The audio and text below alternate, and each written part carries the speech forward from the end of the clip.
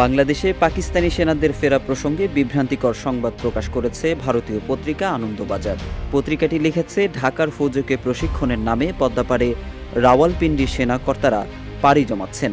পরিস্থিতি যেভাবে নতুন দিকে বাঁক নিয়েছে তা দেখে ভুরু কুঁচকেছেন প্রতিরক্ষা বিশেষজ্ঞরা।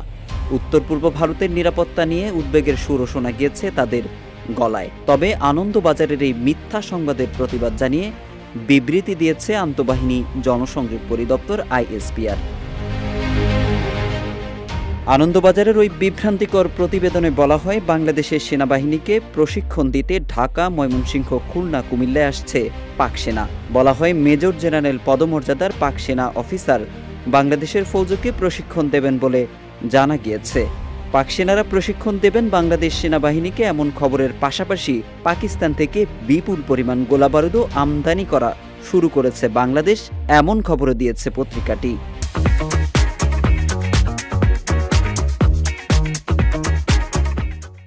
এদিকে আন্তঃবাহিনী জনসংযোগ পরিদপ্তর আইএসপিআর ২৮ ডিসেম্বর শনিবার এক প্রতিবাদ লিপিতে বলছে, উর্দিতে বাঙালি গণহত্যার রক্তের ছিটে ৫৩ বছর পর বাংলাদেশে ফিরছে সেই পরাজিত পাক ফৌজ।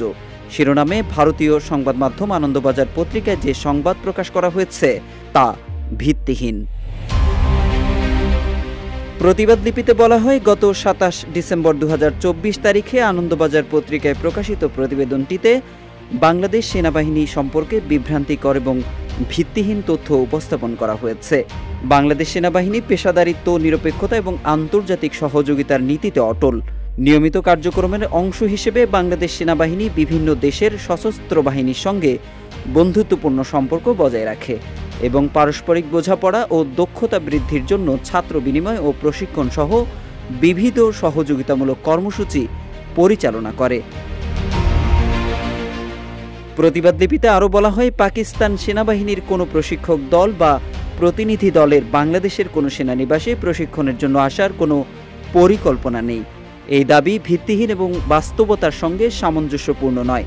এছাড়াও বাংলাদেশ সেনাবাহিনী তার চাহিদার ভিত্তিতে বিভিন্ন দেশ থেকে প্রয়োজনীয় গোলাবারুদ সংগ্রহ করে। সংবেদনশীল প্রতিরক্ষা বিষয়ে অজ্ঞতাপ্রসূত মতামত অনভিপ্রেত ও অযাচিত আপত্তিকর। প্রতিবাদ লিপিতে বলা হয়, আনন্দবাজার প্রকাশিত প্রতিবেদনটির জন্য বাংলাদেশের আন্তঃবাহিনী জনসংযোগ পরিদপ্তরের কোনো মন্তব্য বা ব্যাখ্যা গ্রহণ করেনি। বলা হয়, এই উপেক্ষা প্রতিবেদনের নিরপেক্ষতা ও বিশ্বাসযোগ্যতা নিয়ে গুরুতর প্রশ্ন তোলে। বাংলাদেশ সেনাবাহিনী তথ্যের স্বচ্ছতা ও সঠিক তথ্য প্রচারের প্রতি প্রতিশ্রুতিবদ্ধ। গণমাধ্যমে কোনো প্রতিবেদন প্রকাশের পূর্বে নির্ভরযোগ্য সূত্র থেকে তথ্য যাচাই করতে বিনীতভাবে অনুরোধের কথাও জানানো হয় প্রতিবাদ লিপিতে। গত ৫ আগস্ট গণঅভ্যুত্থানের মাথায় পতন হয় শেখ হাসিনা সরকারের। এরপর থেকে ভারতের সঙ্গে বাংলাদেশের সম্পর্ক খারাপ হতে শুরু করে।